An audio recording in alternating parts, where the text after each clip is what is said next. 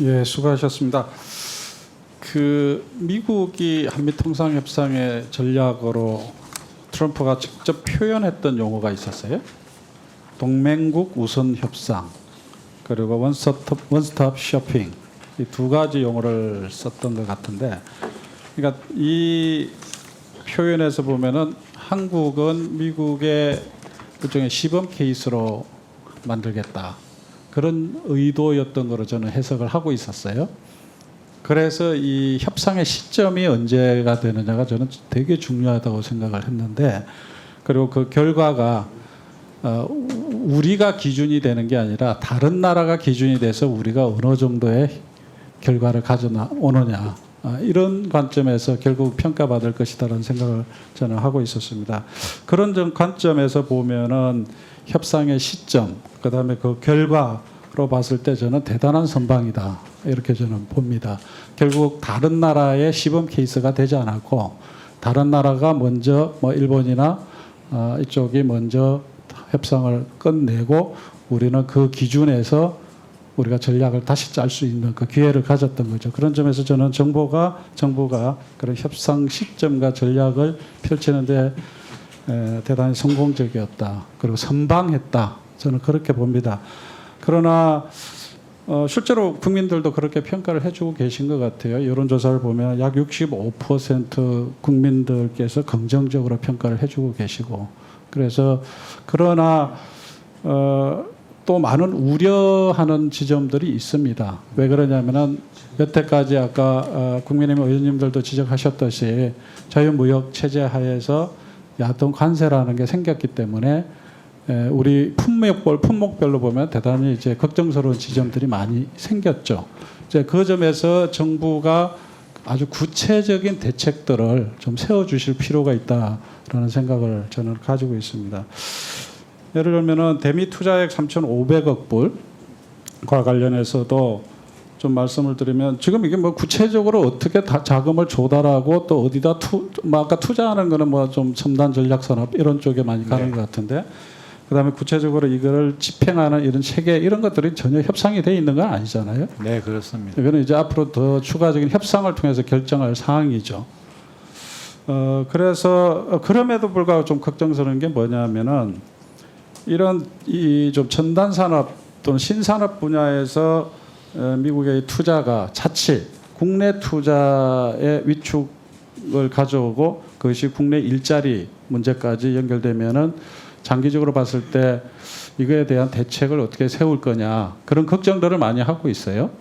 그 점에서 대안으로 제시하고 있는 것이 첨단 전략 산업에 대한 국내 생산 촉진 세제, 이 제도를 좀 적극적으로 검토해야 되는 거 아니냐라는 그 의원님들의 지적이 있는데, 그것에 대해서는 어떻게 생각하시나요? 예, 아까 김태년 의원님도 말씀하셨는데 그 부분에 대해서는 정부가 지금 전문가들하고 지금 논의를 하고 있습니다. 예. 그래서 그런 논의가 끝나고 또 이 관세 협상 또 추이를 보면서 저희들이 결정을 하도록 하겠습니다. 예, 그래서 이제 미국 투자 부분에 대해서 국내 공동화 문제가 생기지 않도록 적극적으로 그 대책을 마련해야 된다라는 지적이 있는 거고요.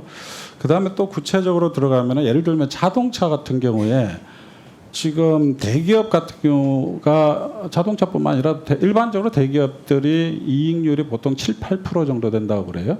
근데 중소기업의 특히 부품회사 같은 경우는 이익률이 한 2, 3%밖에 안 된다는 거죠. 근데 이제 대기업은 지금의 관세율이 15%가 적용되더라도 뭐 기술적으로 이거를 생산성을 높여서 어느 정도 극복해 나갈 수 있는데, 중소기업 입장에서는 엄청 불리해진다는 거죠. 수익률이 2, 3%밖에 안 되니까. 그러니까 이제 나머지 관세로 다 가버리면 오히려 마이너스가 될 수가 있다는 거죠. 그래서 이 중소 부품업체에 대한 대책은 특별하게 마련이 돼야 된다는 거예요. 안 그러면 다 손해 본다는 거죠. 수출은 되더라도 손해 보는 장사가 될 수가 있거든. 그런 지점에 대해서도 특별히 좀 관심을 가지셔야 된다는 말씀을 드리고 싶고요. 그다음에 이제 철강 부분인데, 이 철강은 지금 50% 적용인데, 지금 이 철강은 어떻게 봐야 되냐면은 우리 전략 산업으로도 봐야 되겠지만 이 지방 경제하고 직결돼 있잖아요. 네. 그렇기 때문에 이게 지금 저 태안 쪽하고 그다음에 포항하고 그다음에 또 저 광양 네. 이쪽 이게 전국적으로도 미치는 이 지방 경제에 영향을 미치는 건데, 근데 이게 지금 관세가 50%가 될 뿐만 아니라 지금 이 중국의 이제 덤핑 뭐 이런 것들도 지금 연결돼 있는 거기 때문에 이거는 신속한 대책이 필요하다라는 거죠. 네. 이제 그 이 지점도 특별하게 장관께서 관심을 가져주셔야 될 것 같고, 네, 알겠습니다. 또 하나 여쭤보고 싶은 거는 미란 보고서에 의하면은 이 관세 협상이 끝나고 나면은 환율 협상을 한다, 이렇게 소위 말해서 말하라고 협정을 추진한다라는 그런 또 계획이 나와요, 미란 보고서에. 네. 그거에 대한 네. 이 지금 미국의 흐름은 어떤지, 그거에 대한 우리 판단은 어떤지 여쭤보고 싶습니다. 예, 지금 뭐 이 환율에 대해서는 또 그 미국 재무당국하고 저희들하고 지금 협의 중에 있습니다. 그게 지난번 관세 협상 과정에서는 이 부분에 대한 협상은 없었던가요? 네, 지금 그 부분은 별도로 떼어서 지금 그 재무당국 간에 협의를 하고 있는 네, 지금 상황입니다. 협의를 네, 하고 네. 있는 거고. 네, 네. 우리는 이 환율이 올라가는 거를 오히려 낮추기 위해서 노력을 했던 거잖아요. 지난번 우리가 1,450원대 막 하고 그럴 때. 예, 뭐 그런 부분에 대해서는 저희들은 뭐 이게 뭐 어떤 그런 구체적인 방향성은 가지고 있지 않습니다. 그렇습니다. 환율은 기본적으로 시장에서 결정. 그러나 여하튼간에 미국이 이 추가로 이 부분에 대한 전략을 가지고 있는 거기 때문에 네, 특별하게 좀 신경을 써야 되지 않겠냐, 네. 그런 제안을 드립니다. 네, 알겠습니다. 네, 이상으로 마칩니다.